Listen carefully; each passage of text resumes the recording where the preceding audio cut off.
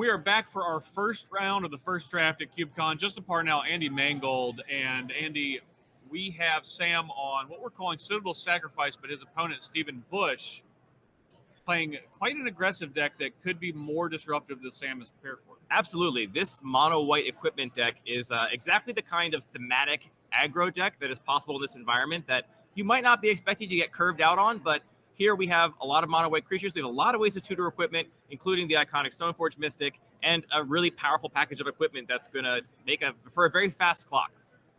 And Sam did really agonize. We actually watched him do a lot of his deck building and making some very difficult cuts. Some cards that we really thought were going to make it into the main deck, sitting on the sidelines. Whirler Rogue not present. That was one of the last cuts. It seemed like it was hard for him to make that cut. That was a tough one. Reckless Fireweaver, another powerful one. I do want to call out that we did, in all of our excitement watching the draft, miss that Sam also drafted the Antiquities War, which is a very powerful card advantage engine, and then also just a win condition for his deck. He does not have as many creatures as many of the other decks at the table do. A lot of non-creature artifacts in his deck, so that Antiquities War could be very threatening. But one of the creatures he does have is a turn 2 Steel Overseer on the play. On the other side of the table, that Pure Steel Paladin, I kind of like that 2-drop a little better, if I'm honest, Justin. Yeah, that is, I would say, one of the higher upsides. But before we can even talk about it, we see Tower of the Magistrate coming down. This card is a beating against the equipment deck. Again, you can tap that to give your opponent's creatures protection from artifacts. That is going to, at instant speed, pop off anything equipped to it. And on turn 3, we see an Armix, which is one of Sam's pieces of interactive removal. And that might be able to take down the Pure Steel Paladin quicker than Steven is prepared for. Yeah, if I'm honest, I was looking at these lists and thinking this is a kind of a tough matchup for Sam, but he's drawn a couple of the cards that I think are the most key for him in this matchup in both Tower of the Magistrate and Armix. Steven's going to have a turn with this Pure Steel Paladin, but I would be surprised if it's more than that. Yeah. I would prioritize getting that off the battlefield if I were Sam, and the Armix will allow him to do that. We see Steven maybe coming to that realization now. What am I going to do if I lose my Pure Steel Paladin? Is there any way I can save it? I see a Path to Exile sitting in his hand there, so that will be a way to do it. I think if the turn 3 Path to Exile is not what you want, you don't want to ramp your opponent this early in the game. That downside is pretty substantial here. But how important is that Pure Steel Paladin sticking around? Because this might be the only way. Yep, we'll see. He is letting Sam untap, so going to let him potentially have counter magic up. He does, still some more time. Maybe we can see an upkeep path, and that's exactly what's going to happen. Perfect. So the other card we see hitting the battlefield over there is Auriok Steel Shaper, another equipment tribal white threat. Most of the threats in Steven's deck are going to care about equipment in some way. So Sam going to get a land, and as we predicted a little bit, primarily leaning on blue and black as his primary colors. A couple of red cards snuck in. Obviously, we have that Onicult Anvil as one of the more powerful sacrifice outlets in Sam decks. And then I believe the True Shot Sniper. Twin Shot Sniper. If I'm not mistaken, and I could be, I believe we saw Sam cut any double pip blue spells from the deck. I wonder if that Whirler Rogue cut was a mana consideration. Not that it was one of the weaker cards in the pool, but he wants to play enough swamps to be able to cast that Bolt Citadel if he draws it off the top. And sometimes you got to let your double pip spells fall by the wayside for it. Yes, sacrifices have to be made for the Citadel, which is no doubt the most powerful card in Sam's deck.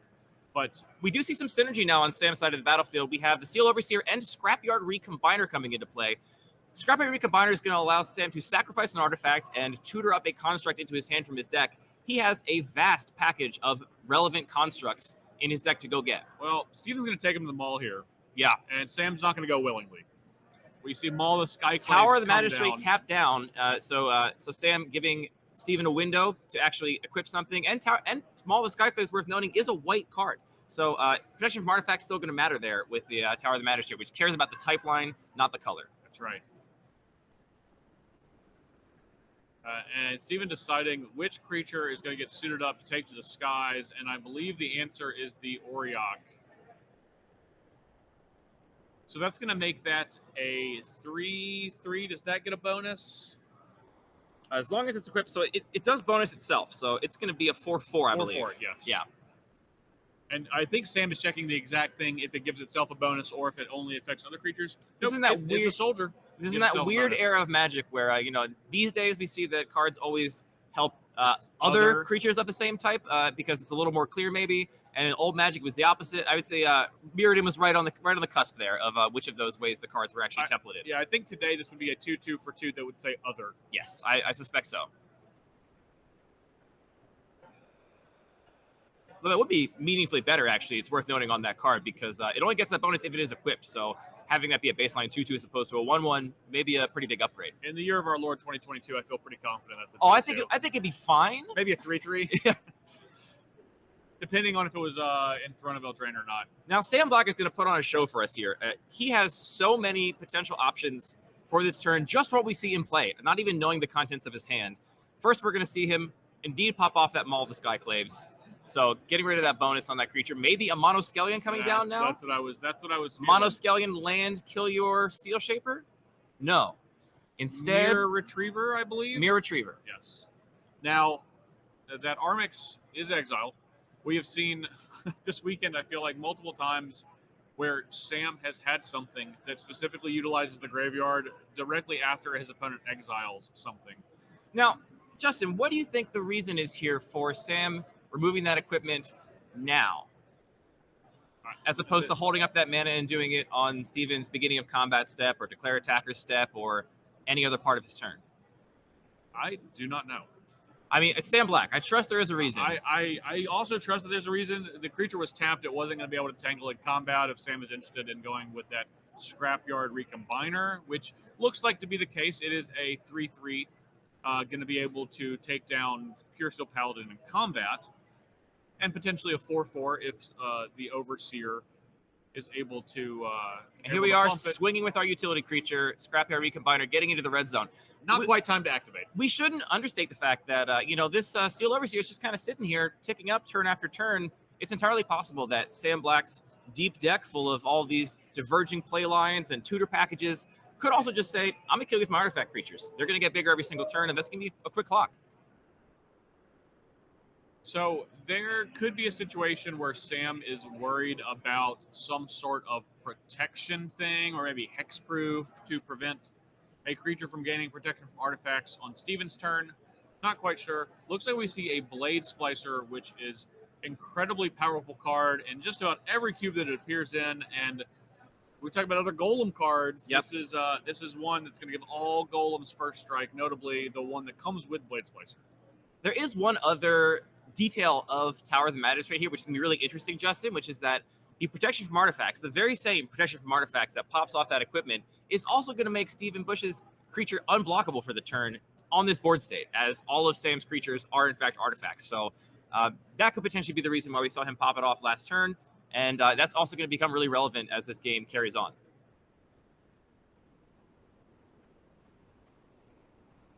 All right, we have double blue, double black for Sam, which is going to let him cast almost all of the spells, only a black away from that Bolas of Citadel. I would say that Sam is probably going to get Bolas of Citadel down when he casts it, with an ability to play a land off the top as needed prior to playing his land drop for the turn. Ooh, this is a big one. There it is. We see the Antiquities War coming down. For those unfamiliar with this card, this is going to allow Sam to get some artifacts off the top of his deck. I doubt he will miss on any of these first two chapter triggers. And then after all said and done, any non-creature artifact in play is going to become a big old threat for the last third chapter there. Right now, all of his artifacts are creatures, so this could even just be a pretty darn good divination over 2 turns. Now, here's something that I love is we have Sam with a bunch of +1/+1 counters on his creatures. Yep. And the Antiquities War is not going to say you become a 5/5. It's going to say you become a 5/5 and then add those +1/+1 counters. It is base power and toughness on that. Yeah, it's not the overall power and toughness. It's base power and toughness. Base power and toughness. So Steel Overseer going to become an 8/8. The Scrapyard Recombiner going to become a 9/9. Zabaz a 6/6.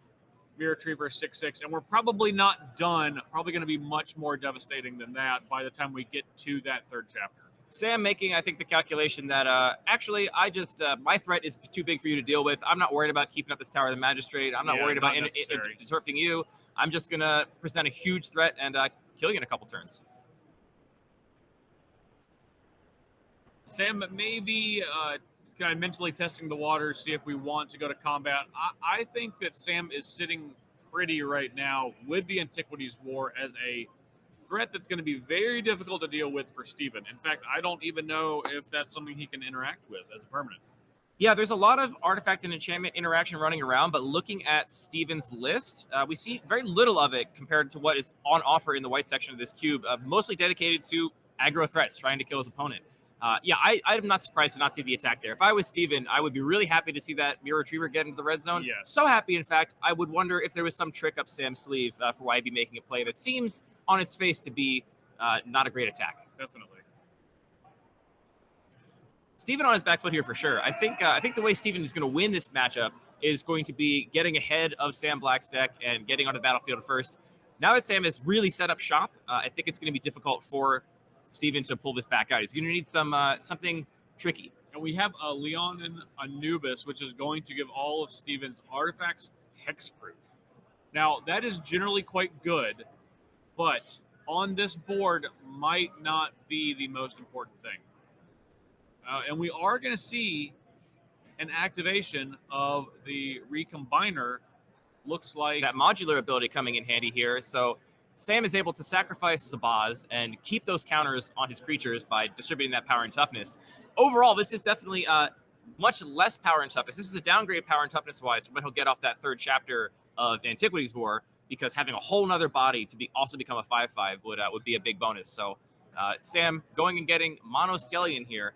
This is very scary with Steel Overseer, certainly, especially against a board of relatively small threats on the other side of the battlefield.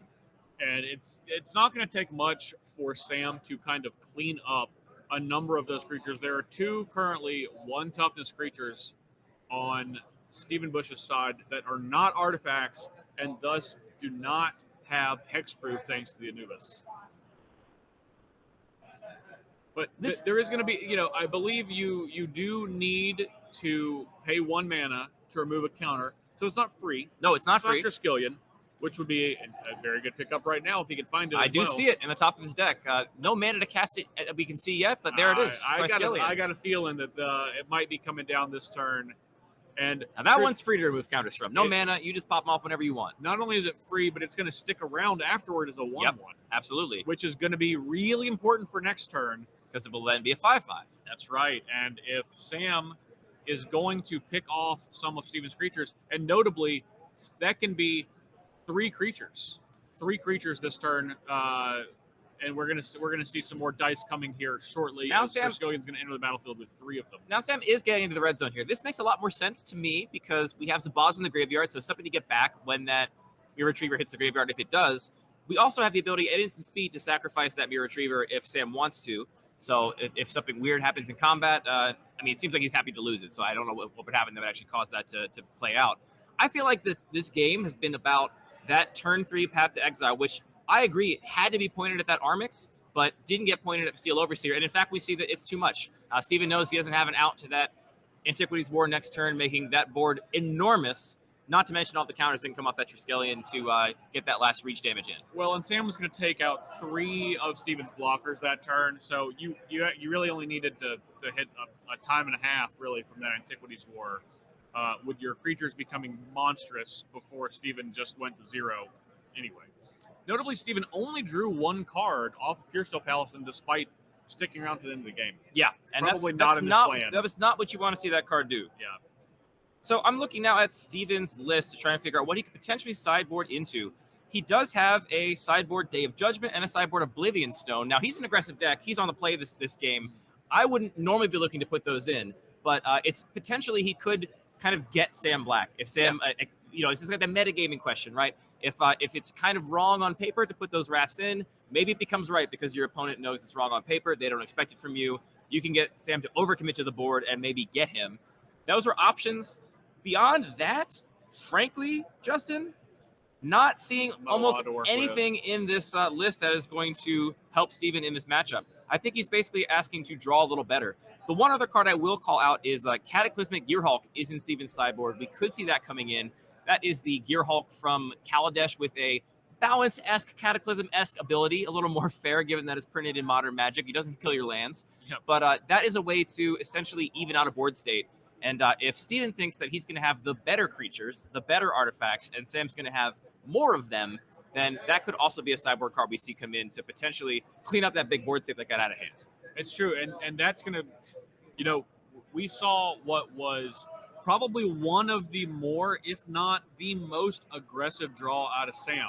That was one of the best draws Sam could possibly have in this matchup, I think, looking at his deck list. Well, but what could happen is Steven might be prepared for a more aggressive deck, and then Sam doesn't draw his aggressive cards and actually draws his combo-esque stuff. That is true. I think if you're that's a danger. If you're Steven, you saw a very particular side of Sam's deck that we know from watching him draft and looking at his deck list is not going to be the norm. It's not going to be the norm. So that could be something dangerous for Steven, as we saw him side in 3 or 4 cards. So there was some changes. There were some changes made, and Steven might be really trying to focus on curbing that aggression from Sam. And Sam could have a draw that just lines up with what Steven is trying to prevent. And Sam says, yeah, no problem. I'll play the long game. Yeah, I will say from looking at Steven's list, very little interaction for creatures. If I'm not mistaken, in the main deck, we just have that one path to exile we saw. Otherwise, he's just expecting to beat them on board, to have the bigger threats, have the more scary threats. So didn't happen last game. Didn't happen. And more importantly, a lot of Sam Black's creatures, their role in the deck is not to be a big body on the battlefield. Their role in the deck is some utility. Yes. That Steel Overseer is not going to brawl very much in this environment, but what it is going to do is make the rest of his board terrifying. And not having interaction for those threats that just sit back and expecting that you're going to be able to get them all in combat could be a weak point in this matchup for Steven. So Steven on the play, starting with a Bone Splinter as a card I absolutely love. Generally disrespected, but happy to see it here. Another turn 1 Zabaz for Sam Black. Oh, that wasn't. I'm sorry, it didn't happen last game. I'm confusing it with the draft. Turn 1 in the draft Zabaz. And we have the Auriok Steel Shaper yet again. Equip costs are 1 less, and we see the classic Mirrodin combo of a free equip. Now, this is exactly what Steven does not want to see. Again, we know he has very few ways to actually get rid of that Steel Overseer, and that in combination with the modular creature. He's got the path again. He's got it in hand? You guys got it in hand. I peeked it. I peeked that path.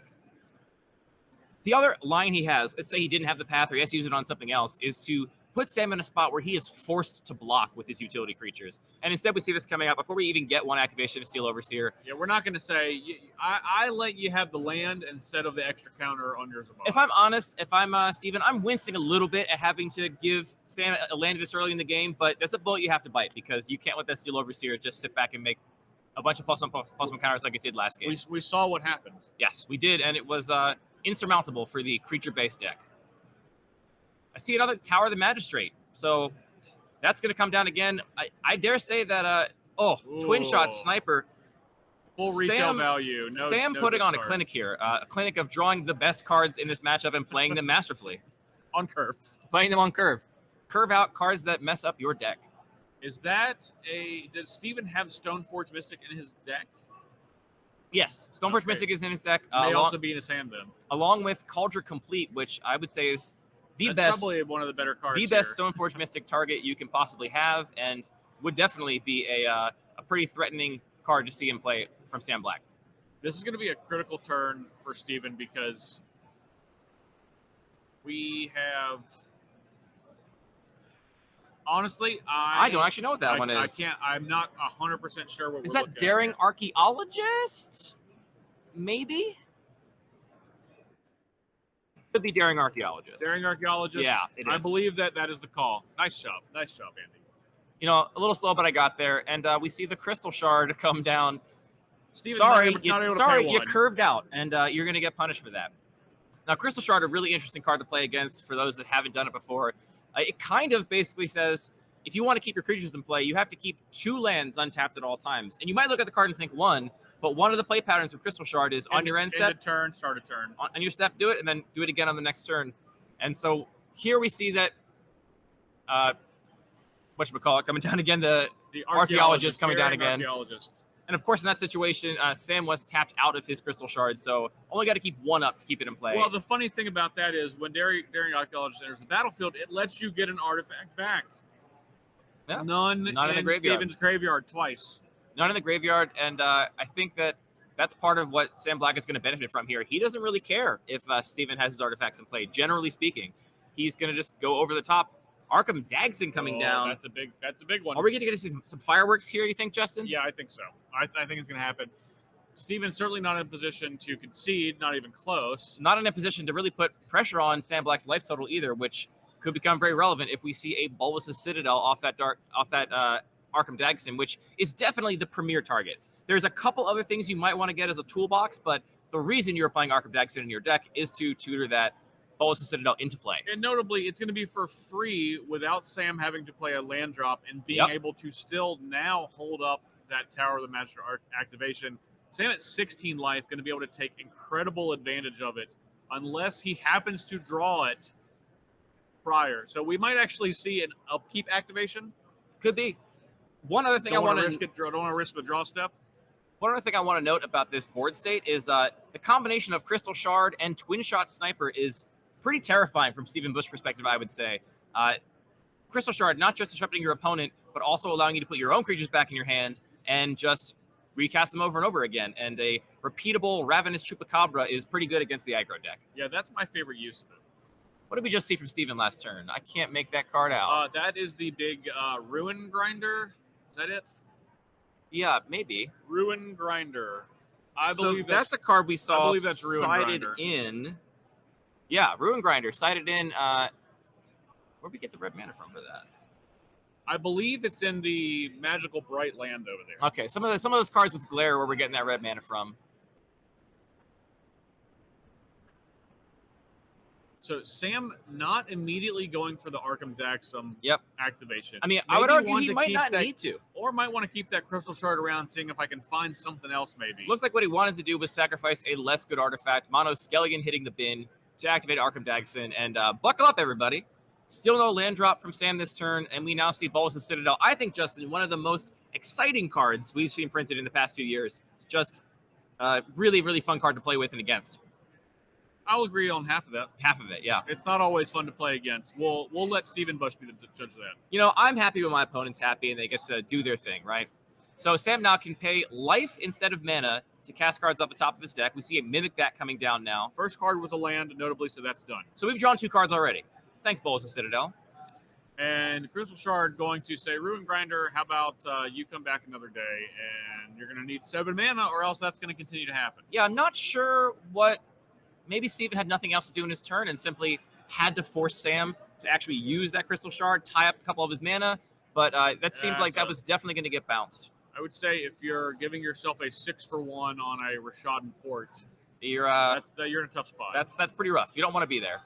We see Urza's Bauble now. Maybe I'll finally have my question answered by a judge. It looks like Steven does get to know what card Sam saw. I've never known how to play with this card in paper, to be perfectly honest, so... Now we know that. It might be better to not ask. Just say, I think this is how it works. So Sam looking at the top of his deck again. In a very dominant position. Is able to cast that, and we are going to have another full turn of Bulbous Citadel. In the likely event, Steven's not able to finish off Sam in this turn. I can't see a way that could possibly happen. And we have our friend Ruin Grinder down with a 7th land to pay for the 1. Which is going to be necessary. Yeah. Because I would imagine that Sam is probably not super interested in having to fight against this 7/4 Menace creature with Bulbous Citadel, but it only takes 2 blockers. And we also have a little bit of backup of Tower of the Master in case it gets too frisky with some equipment. The Menace really relevant here. Sam will have to throw a lot of creatures under the. Okay, here we go. Now we see this, right? I think Sam very happy to snap off a block that with his Twin Shot Sniper, which he can now tuck under the Mimic that. That's not going to deal with Ruin Grinder, but it will make a chump blocker if he can get another creature in play. Or maybe he can, I mean, at this point, what is Arkham Dagson but a chump blocker, right? Chump blocker. We are happy to chump block with that. And so we're going to see Sam. Gold Anvil. That's gonna help you with some chump blockers. It sure will. Sam in a very dominant position at this point. It's going to be quite a trick, I think, for Steven to pull this out of the hat. How low do you go on life here off Bulbous Citadel, Justin? How low are you willing to go? I know the specific cards matter, but like in general, low. Your opponent's on, well, we did see a red card now. Maybe you could be a little concerned about some burn, but you know your opponent is mostly mono white. I don't care. Yeah. One. I'm always Two. you know, if I'm gonna lose, one of the ways I'm okay losing is to my own Bolas the Citadel because I went too low. You know. I'll go to 1. Yeah. I'll do it. They give you 20 life for a reason. Just hope you don't get cheesed by a ginger brute. Yeah. That could be a what a coverage moment that would be. You will be on the therapy couch later on talking about that one, I think. Yeah, I'm willing to give it up, give it all up. I'm trying to figure out if there is anything that's really valuable in Sam's deck that he might want to get with Arkham. I mean, he has this toolbox. We're going to find out because I believe he's going to put a twin-shot sniper in play and then immediately sacrifice it to Arkham decks. So Sam's signaling that he is not worried about having to chump block that Ruin Grinder, at least not with the creatures in play. So Sculpting Steel is a possibility. Skeleton Shard is a possibility. We have a Skeleton Shard coming down. There we go. Right now, Zabaz and Mono Skellion in Sam Black's graveyard for that Skeleton Shard, which allows him to buy back artifact creatures to his hand. For a single black.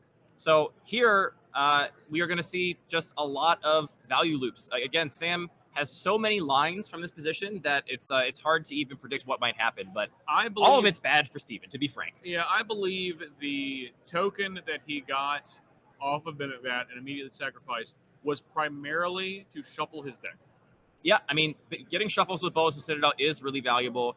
We did sacrifice the thing this turn, so we see that token off Oni Cult Anvil coming down.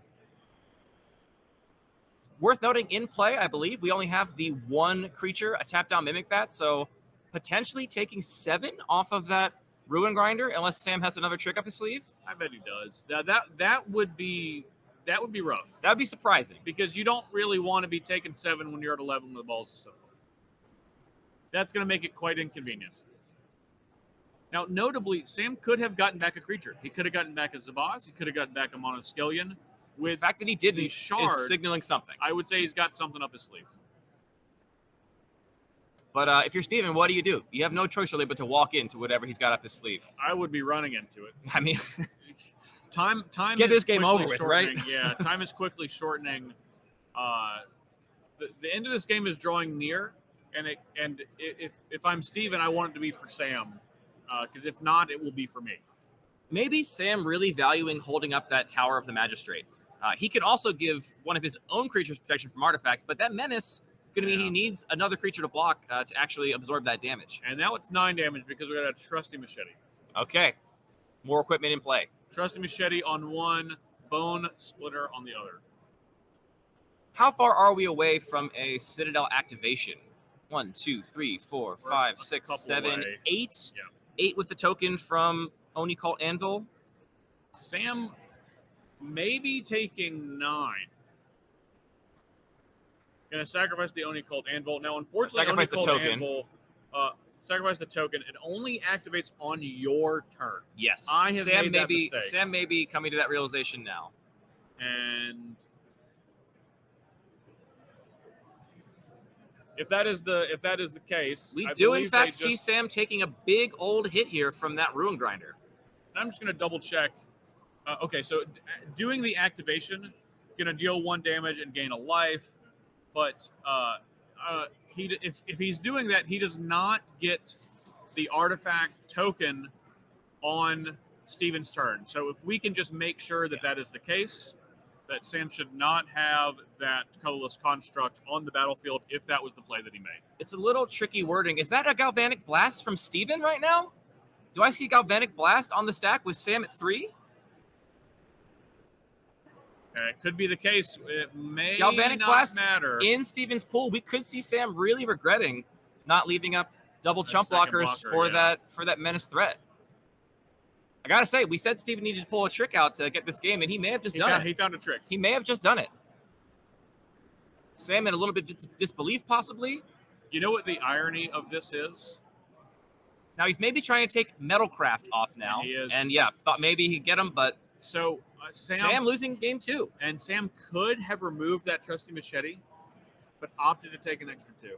Yeah. And so it killed him. There we go. Sam could have gone down to 1 instead of going to -1, and Steven steals the game. Now, definitely a stolen game for sure. Sam was in a very dominant position there, I will say, from Sam's perspective, I would not have expected Galvanic Blast. Would you have expected Galvanic Blast? No, and it's clear. Well, after you see, I mean, you said you went to one, so you didn't expect Galvanic Blast either. Neither of us did. Absolutely not. Yeah, I'm still going to one. Yeah. So, how much does Sam adjust his strategy now that we've seen some red out of Stephen Bush? We've seen Ruin Grinder and Galvanic Blast. I don't think you're gonna be adjusting any sort of deck construction, but I think that Sam is probably gonna play slightly more defensively on the ground, because that was something that I feel like Sam may have given that game up by pushing a little too far. He definitely was.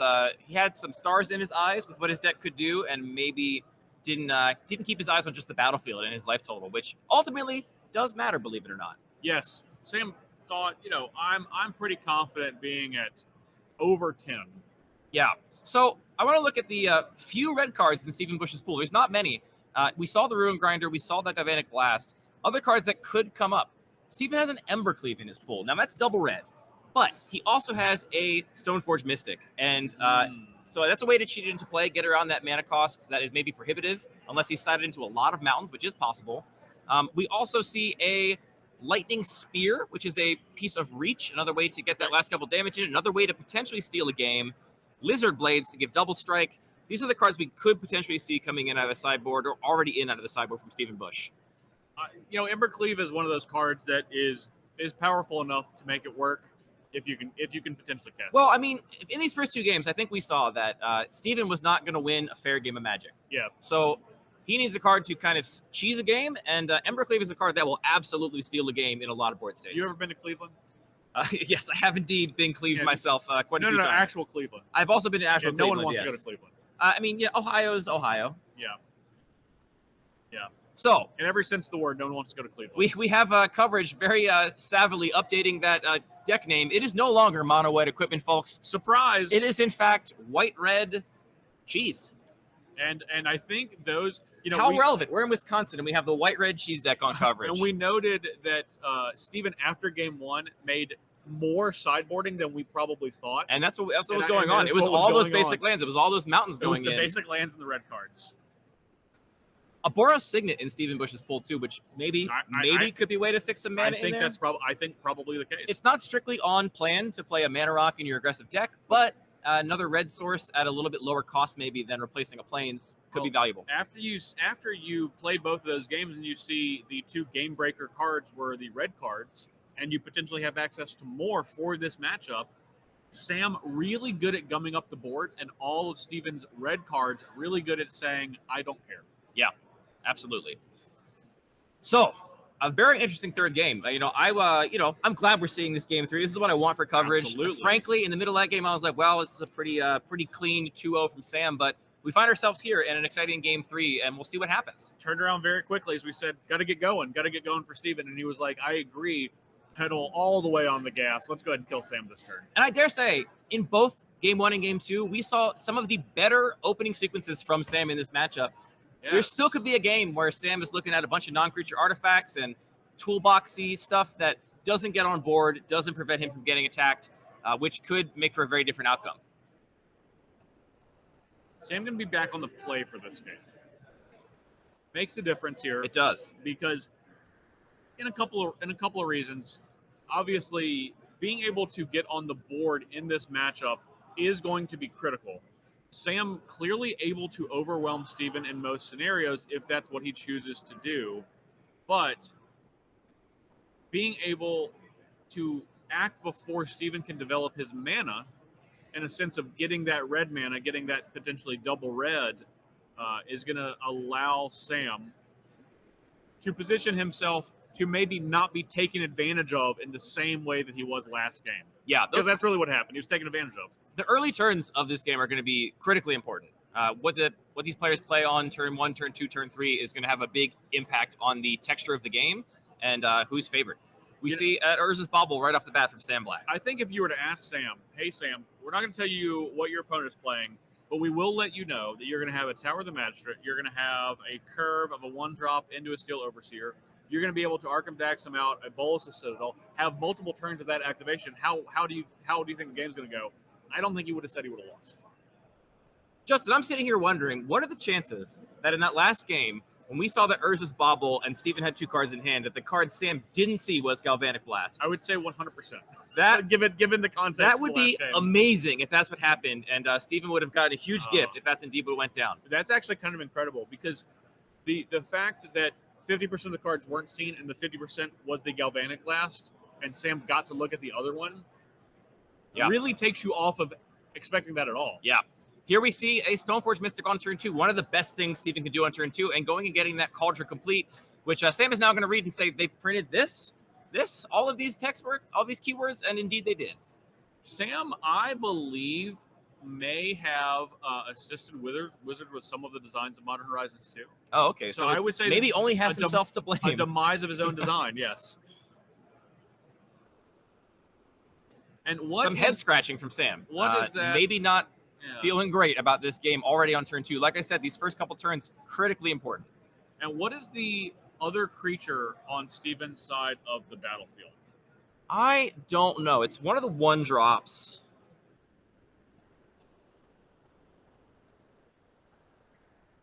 Hope of Gearper, perhaps? No. Nope, not quite. Not Zabaz. Vault Scourge. Thank you, coverage. Vault Scourge helping us out there. It's actually a 2-drop, but it's a 1-drop in spirit. So Vault Scourge going to be pretty good at carrying equipment with that lifelink. Sculpting Seal coming down. I wonder what it's copying here. Another Steel Overseer? Maybe a Vault Scourge. Maybe a Vault Scourge. Maybe you want a little bit of a life gain chump blocker. I would say probably the Steel Overseer. Combination of 2 Steel Overseers and a singleton. It is a Vault Scourge. Okay, great. Thank you, Sam, for that clarity. We do see that Path to Exile in Steven Bush's hand again.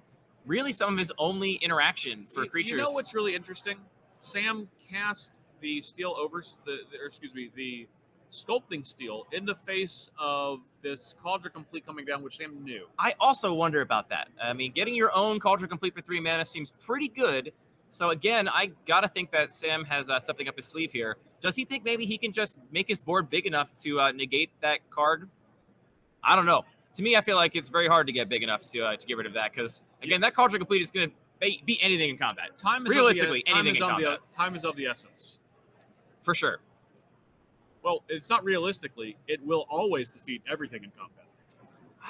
I'm always, Justin, I'm always very hesitant to make such dogmatic claims about Magic. There's so many game pieces out there.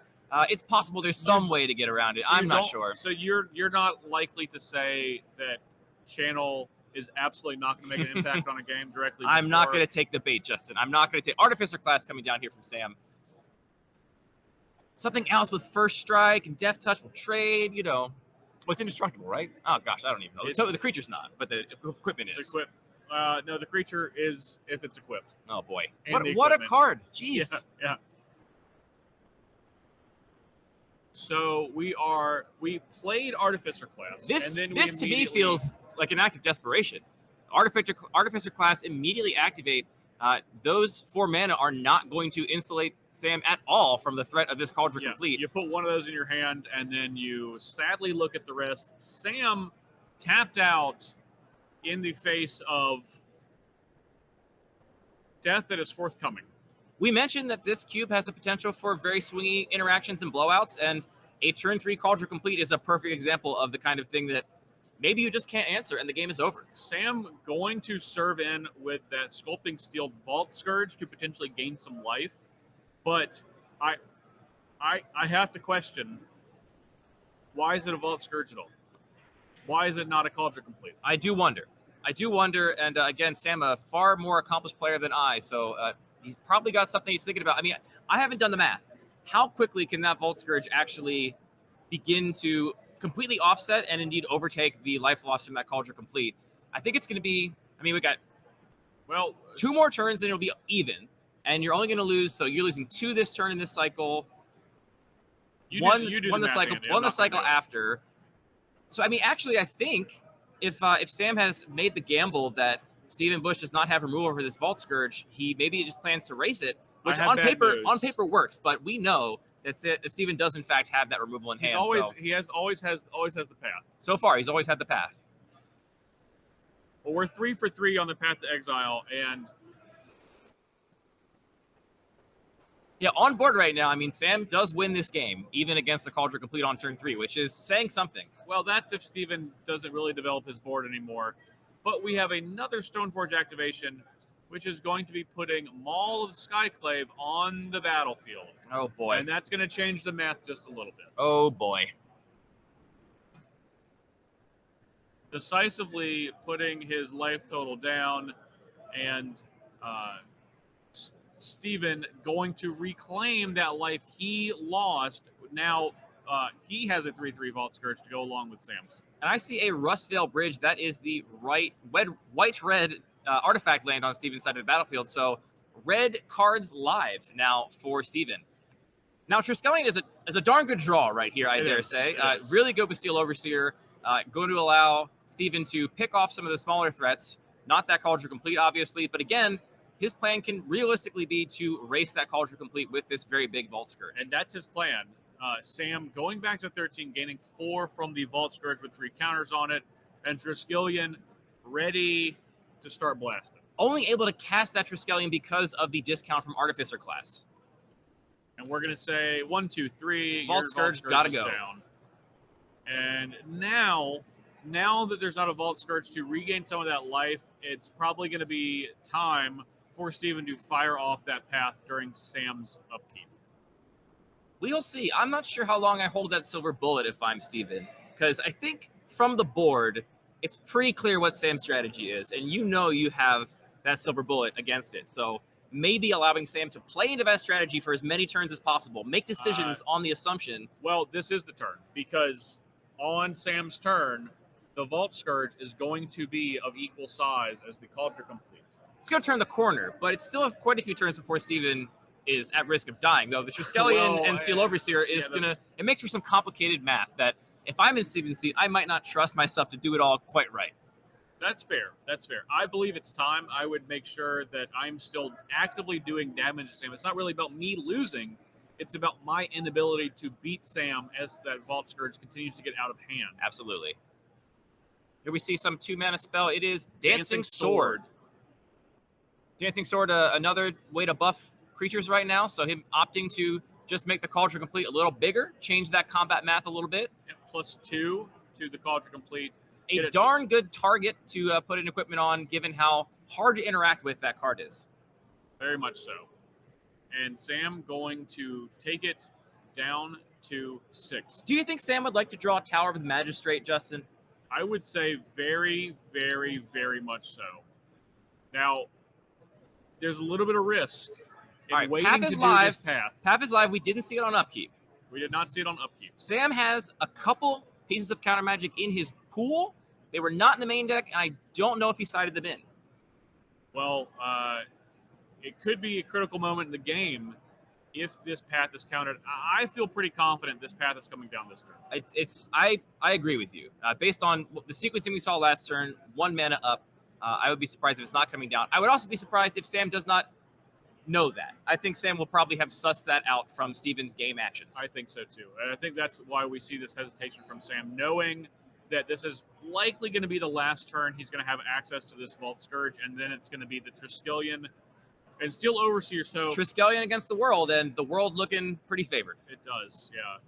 Going to be able to likely take out any other meaningful small creatures that Steven plays, but that's not Steven's plan anymore, and I don't think it has been for a few turns. We're all in on Cauldron Complete. Sam in the tank. This is obviously a critical turn in this game. Him probably trying to figure out if he's got a way out of this tough spot, if he has indeed made the read that Steven is on that path to exile. Access to no black mana, notably. That's relevant. Getting into the red zone. Sam knows he's not winning this game by blocking.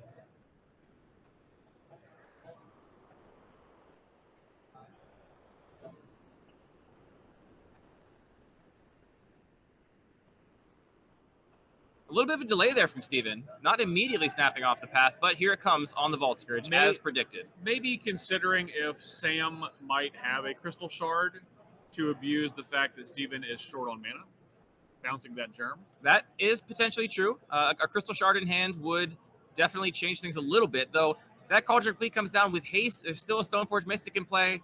I don't know how much it really buys you.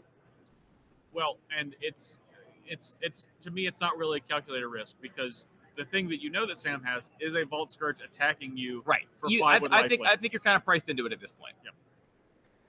This has been the plan. 2 damage from a Triskelion, or 4 damage, I guess. No, 2 damage. It's a 1/1 with a 1 plus with the counter on it. So let's see if we can peek what might be in Steven's hand. Bloodforged Battle Axe is one of those cards. Yeah, that's another piece of equipment to, again, change that clock even further. We are definitely getting into forced to chump block territory for Sam, and that road does not have many outcomes that lead to winning the game. It does not. And Sam, I feel pretty confident in saying not a Crystal Shard happening on this turn, which might be the turn he needs it to appear. And there are going to be fewer and fewer options as we go on for Sam Black, because Steel Overseer, really good at building up a board, not good at playing defense 1 creature at a time and chump blocking territory. A Twin Shot Sniper taking out a Stoneforge Mystic, and then a Pentab Prism on 2. And we have 1 card in Sam's hand. So the one thing we should also be aware of on board here is we do potentially have an 3rd level of Artificer class, which Sam could dump 6 mana into, which at the beginning of his end step would give him a token copy of any artifact he controls. That could indefinitely chump block that Cauldron Complete, which could become relevant. Sam now is Hellbent. Uh-oh, this is not good. We don't like to see that. There's a lot of quick game actions. Don't like to see that. A lot of quick game actions. Equip Maul of the Skyclave. Attack a block with a... I don't think nothing, because it has flying. Oh! The Sniper has reach. Yes, it does. Sneaky reach. Red cards with reach, people. Sam is going to go to 1. Yeah. There is Trample on that Cauldron Complete. Among all the many keywords, Trample is one of them. Trample, reach, go to 1. That's makeshift munitions we have over there, right? So is Sam hoping he can somehow miraculously 13 Steven in this turn? I mean, Steven has no blockers. 1 life to live. No blockers. We have a 5/5 Steel Overseer, a 3/3 Triskelion, 2 counters on the Triskelion, sacrifice 1, 2, 3 things to makeshift munitions for 6 damage. This is close. That's close. This is close. Are we 1 off? Sam 1 off? Not getting into the... Yeah, we're really close. It depends on what Sam drew, I think. No, I think he's got him. Oh, okay, making a copy. End of turn, making a copy of Triskelion. That's going to enter the battlefield with 3 counters. The 2 counters. Oh, my goodness. Come off. Oh, my Justin, gosh. what a game to kick off this day of CubeCon. This was an incredible match. Lots of back and forth. You know, in game 2, we thought Sam couldn't lose, and he did. And frankly, in game 3, I thought Steven couldn't lose, and he actually did. So, stolen game, and then Sam says, you know what? I'm going to steal 1 back. So let me get that 1 back. We did see that Artificer class activation come in handy there. Wow. I'm speechless. That was quite a match. And we both had to read it, because I to be honest, I was not 100% sure what that third portion of that card did. Yeah, you know, it's kind of like Planeswalker Ultimates. I just kind of shortcutted to it's really bad for me if my opponent does this, and I'm not going to really concern myself with exactly how bad. I wonder if Steven had bothered to read that himself. That could be true. Steven was definitely focused on equipping the flying maul, but then hitting a 2/3 reach creature, of course, having that extra 3 toughness. Yeah, which was the sided out Arxim Dexon, I think, is what we're seeing here. And Citadel, wow. So not wanting to play that life gain, not wanting to use his life as a resource, it looks like, in that matchup. So, wow. Looks like that round is over. We don't have a backup match we're going to go to. We're going to take a quick break. And for me to regather myself, I got to put myself back together. That was breathtaking. When we come back, we're going to continue to see Sam Black's journey with this Citadel Sacrifice deck and seeing what it can cook up in round 2.